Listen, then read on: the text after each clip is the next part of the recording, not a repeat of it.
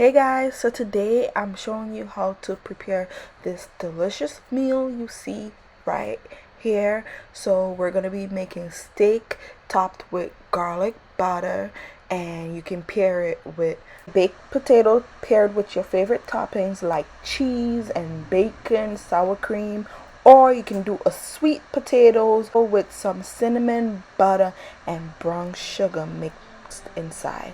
So delicious. This is the perfect meal to prepare when you feel like preparing a special dinner, maybe for someone special or for yourself. So let's get started.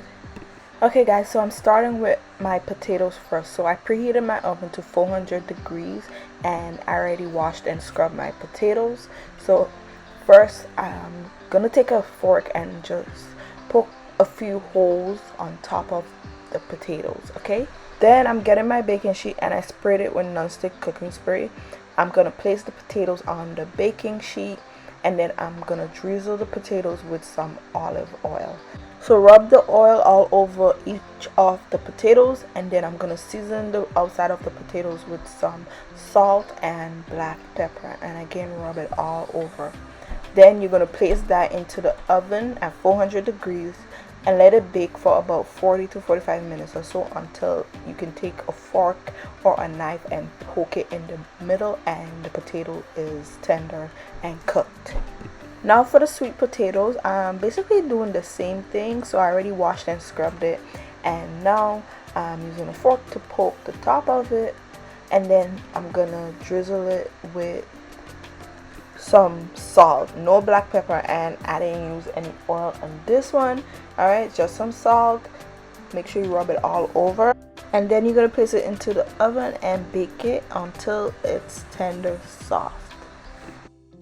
Okay, so now on to our steak. So I'm using a piece of Porterhouse steak, right, you guys, and I washed it out a little with some cold water, and then I'm gonna pat dry it using paper towels. Okay, so make sure you dry it really well. Pat dry both sides to remove any liquid. And next we're gonna get ready to start seasoning our piece of steak. So I'm gonna be using this seasoning right here. It's a steak seasoning blend from the brand The Kitchen Crave. Okay, she's located on Instagram if you would like to purchase her seasonings. It's called The Kitchen Crave. I'll link it down below, and it tasted really amazing on my steak. Okay, so that's what I'm using to season it. So first things first, I'm gonna drizzle my piece of steak with some olive oil on both sides and all over. Also, before you start seasoning the steak and cooking it, you want to let the steak rest at room temperature for at least 30 minutes. It's very important to get the perfect steak. Okay, so let it come to room temperature and rest for about 30 minutes. So back to seasoning. After I rub it down with the olive oil, I'm going to season it with some freshly ground black pepper and some salt. I'm using sea salt, and then I added some of the steak seasoning blend I just showed you guys. Okay, so also when you're cooking the steak, you want to add a good amount of seasoning. Don't over season it, but add a good amount of seasoning, because the steak do like kind of soak up the seasonings. Okay,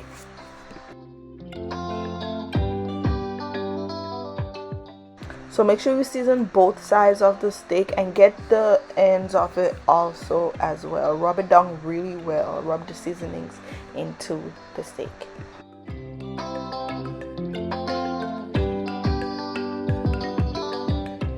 So once the steak is perfectly seasoned, you want to get your pot you're going to be cooking it in. So I'm using my cast iron skillet, alright, and you want to get the pot nice and hot. You want it really hot. Okay, and then I'm gonna drizzle in a little bit of oil in the bottom of the pan. Okay, and once it's nice and hot, it's very important that the pot is hot. You're gonna take your piece of steak and place it into the pot. I'm trying to give you guys all the tips I use to make the perfect steak so that it doesn't come out rubbery and you just have a nice tender piece of steak. Alright, so hopefully these tips help you guys out, as it's helped me. Okay, so yeah, so now basically you're gonna let the steak cook on each side. For me, I cook my steak for about 5 minutes on each side because I wanted it to come out medium well. Okay, so depending on how you like to eat your steak, that's the amount of time you're gonna cook it for. If you like it well done, you're gonna cook it for a little bit longer, probably about 8 minutes on each side.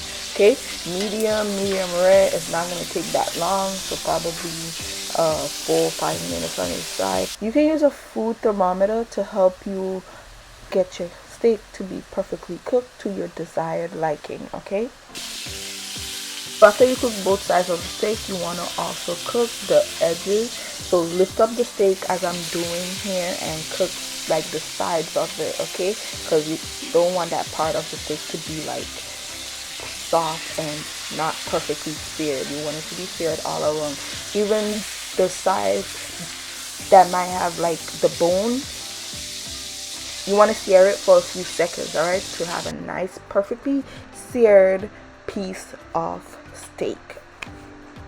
And after you finish cooking your steak, you can remove it from the pot and place it on a plate. And then you want it to rest. Make sure it rests after you remove it from the pot for about 10 minutes, so that all the juice remains inside of the steak and it rests and your steak isn't dry. It's gonna be nice and juicy. Okay, so now I'm gonna show you how to make the garlic butter to put on top of the steak and top it off right before you eat it. Okay, so I'm mixing up a few cloves of garlic, about 3 cloves of garlic, and I'm also gonna chop up some fresh parsley. So next I'm getting my butter, and you want to use softened butter. If it's not soft, place it in the microwave for about 5 seconds or so, not long at all. Place it in a bowl, and then you're gonna place the minced garlic and the fresh parsley in there as well. I'm also gonna put a sprinkle of the steak seasoning in there as well, and after that you're gonna use a fork to blend the seasonings in to the butter. All right, so mix it really well until it's very well blended, and then that's gonna be the topping to put on top of your steak. I'm also gonna use some of this for the broccoli in the ending as well, okay, to make the garlic butter broccoli. So yeah, I used about 6 ounces of butter and the garlic and parsley, but as usual I will list the measurements and the ingredients I used in the description box down below for you guys, so you can check it out there. So set the butter aside and let's get back to the potatoes. So they're finished cooking. So what I'm gonna do right now is, you can let it cool for a few minutes and then slice it in the middle, and from here basically you guys, you're gonna stuff it with your favorite toppings for baked potatoes. So today I decided to use crispy bacon, shredded cheddar cheese, and also some parsley flakes. All right, fresh parsley flakes. You could also use sour cream if you'd like, and just jazz up your potatoes as you like. Also, I like to season it with some salt and black pepper. So just use a fork or a spoon to lightly mash up the insides of the potatoes, all right, the filling, and then stuff it with whatever you'd like. So I'm gonna add some cheese, and then I'm gonna fry up some bacon next, and then I'm gonna use my knife to chop up the bacon to make bacon bits and add that in there as well. I'm also gonna add some fresh parsley, and that's it for stuffing my baked potatoes today.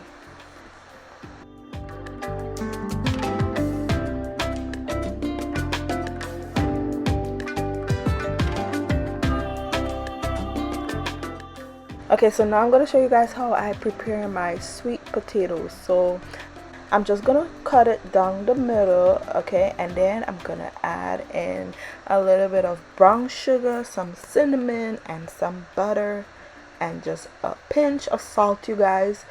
Mix it a little into the filling of the sweet potato. So use a fork to mash up the sweet potato a little bit, mix it in, and that's it. So simple, but it's so delicious. Oh my god, I enjoyed this sweet potato so much.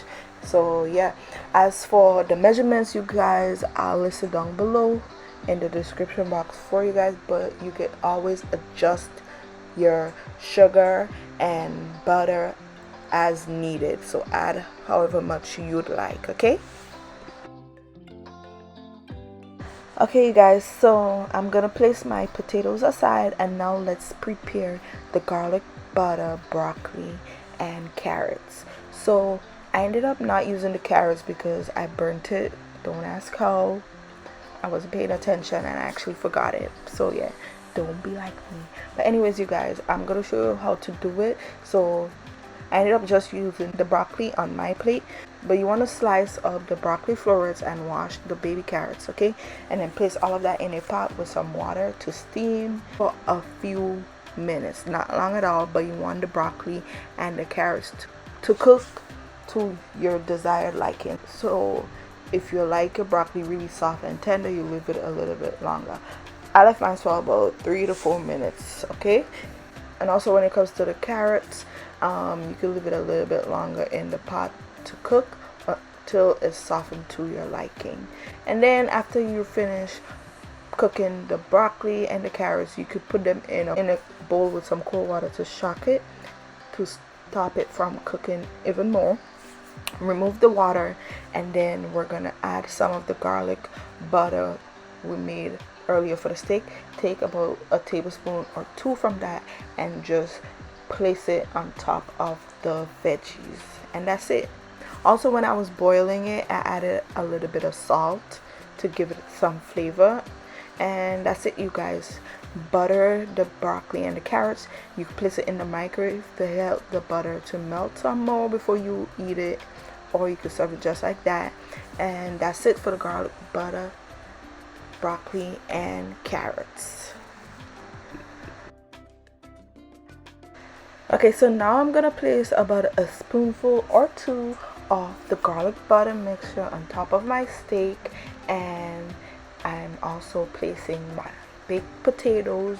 Whether you decided to make regular baked potatoes or the sweet baked potatoes, and pair it with some of the broccoli and carrots, and we're finished making today's dinner, you guys. So if your steak got a little cold and you want to warm it a little so that butter can melt a little and fall all over your steak, just place it in the microwave for a few seconds and then enjoy your steak, you guys. That is it for today's dinner. So delicious. Look at that baked potato, cheesy and just yummy, and the sweet potato is so good.